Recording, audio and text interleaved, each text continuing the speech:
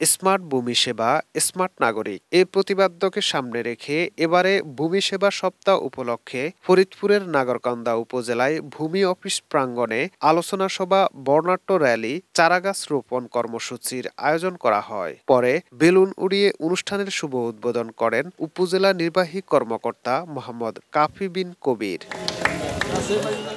শনিবার সকালে নানা আয়োজনে এই কার্যক্রম সম্পন্ন হয়। শতভাগ সততা, স্বচ্ছতা এবং সেবার মনোভাব নিয়ে উপজেলাবাসীকে সকল ধরনের ভূমি সেবা প্রদান করার লক্ষ্যে এই আয়োজন করা হয়। তবে তিনি ঘুষ, দুর্নীতি, স্বচ্ছতা ও জবাবদিহিতার উপরে কোটি টাকার পুরস্কার দেওয়ার চ্যালেঞ্জ ঘোষণা দেন।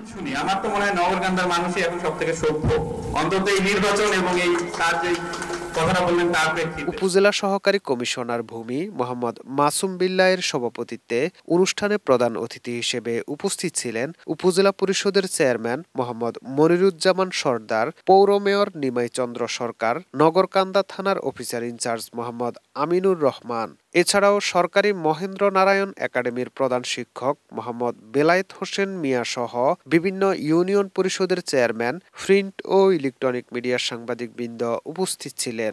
প্রাকৃতিক বিপর্যয় ধীরে ধীরে বেড়ে যাচ্ছে। এর একটা কারণ হচ্ছে পানি প্রবাহ অঞ্চল বা নিম্নাঞ্চল, আমরা এই জায়গাগুলো সঠিক ব্যবহার করতে পারছি না। আমরা